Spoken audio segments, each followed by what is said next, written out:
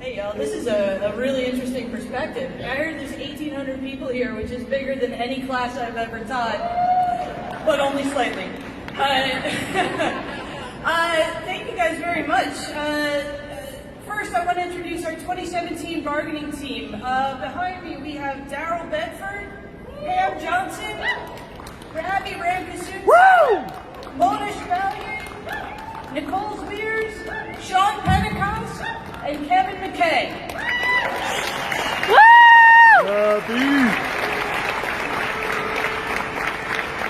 I want to add that Pam Johnson is the first time ever contract faculty member of a bargaining team. I also want to thank our divisional executive from 2017 who weren't on the team, R.M. Kennedy, Lindy Eason, and Martin Devitt, because we couldn't have done this without them. Our incredible ATSU negotiations, research, and communications team, who tell me they can't come up on stage, but we can try. Anastasio Zafariadis, Pat Hansberger, Manzur Malik, Craig Ashburn, Emily Visser, Anna Hodier, and Laura O'Brien. Without their commitment and support, none of this for any of us would ever be possible.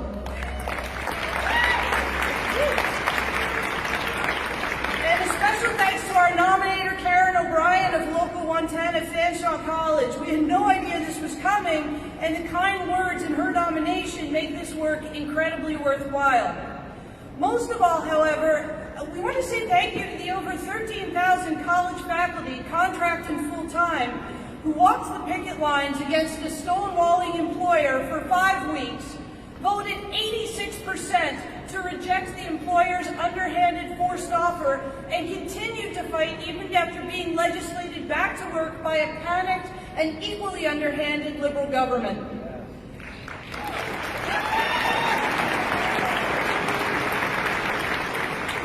We began the effort to democratize our bargaining and mobilize our members over 5 years before our last round.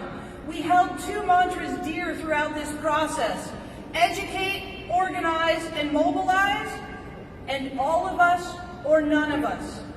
We are happy to share what we did in depth with any other union activists, but I will tell you, it has taken changing the culture of the current union organizing and mobilizing to one where we know we are always in bargaining. We always need to be ready.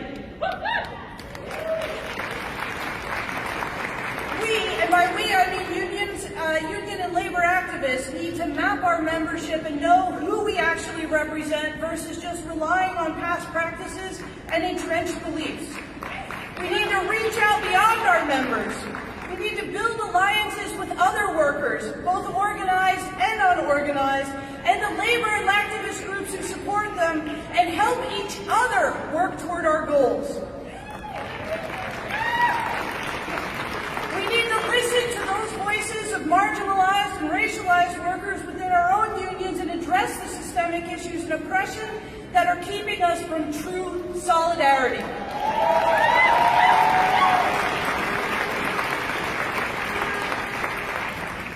Facing this government, we will need to be indivisible. It will require standing together and facing them down head-on, in the courts, in the legislature, but especially in the streets. It's going to require leadership that is dedicated to supporting creative educational, organizing, and mobilizing efforts with and beside our allies. We know this to be true. Our fight continues with 2 charter challenges, an organizing drive of part-time non-unionized faculty who are disproportionately women and people of color, and who are paid 1/3 for the same work.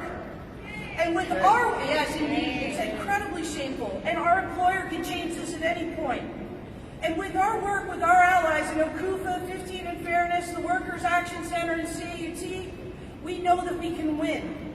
What we also know is that to be true is that as long as we stand together, as long as we create a big enough, rowdy enough tent, we will help to win a better future for all workers. Thank you.